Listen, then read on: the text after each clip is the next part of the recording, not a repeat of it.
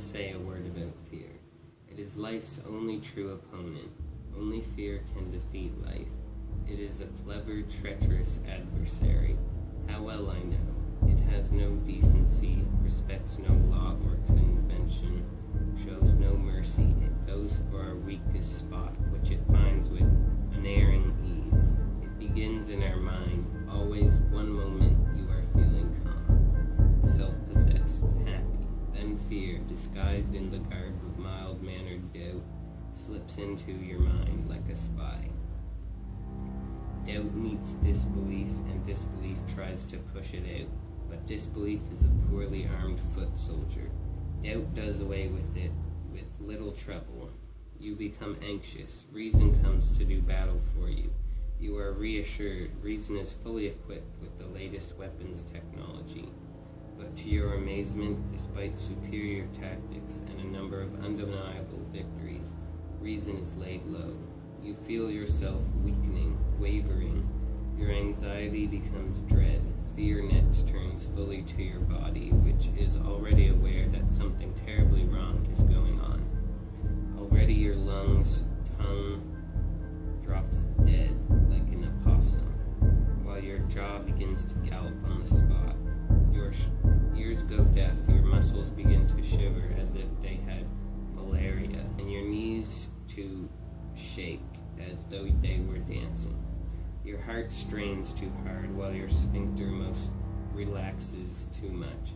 And so with the rest of your body, every part of you in the manner to fear. Quickly, you make rash decisions. You dismiss your last allies, hope and trust. There you've defeated yourself. Fear, which is but an impression, has triumphed over you. Life of Pi, page 93. In the passage, he says, it's life's only true opponent. This part is in direct correlation with one of the main themes in the book, which is the will to live. And if fear is life's only true opponent, then it can be considered as the antagonist of the story. Fear, which is but an impression, has triumphed over you.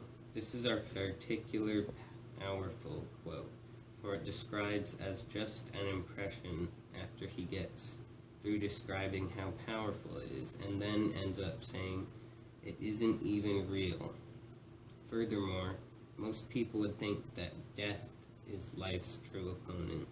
This harkens back to the beginning of the story when Pi speaks on his feelings about death. He states, "There's always a grinning skull at my side to remind me of the folly of human ambition.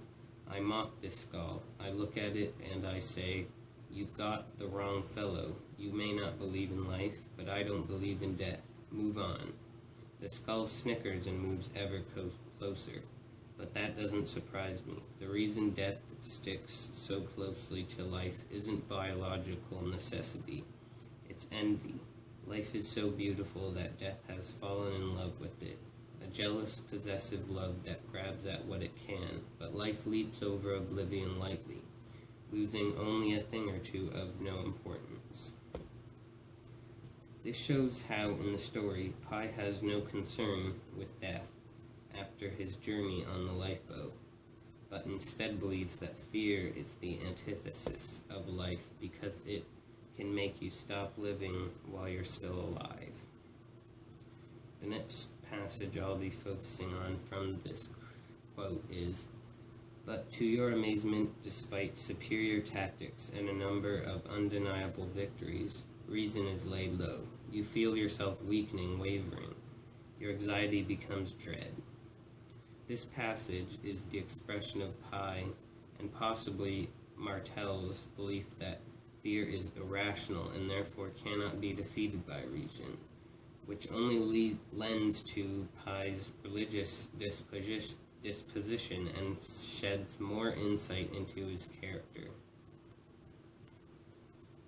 He goes on to say, "But disbelief is a poorly armed foot soldier. Doubt does away with it. With little trouble, you become anxious. Reason comes to do battle for you. This specific part of the passage is meant to shed light on Pye's feelings during the first few days after the ship sank, for during that time he is feeling fear, and his only combat for the fear was disbelief. Furthermore, the imagery used in this passage, as well as throughout the book, is very important. During this passage, he personifies feelings and emotions to illustrate the battle going on in his mind between fear and reason. This use of imagery helps to make his explanation come alive. Therefore, I think that this passage really shows Pye's struggle to stay alive and how ultimately he gets past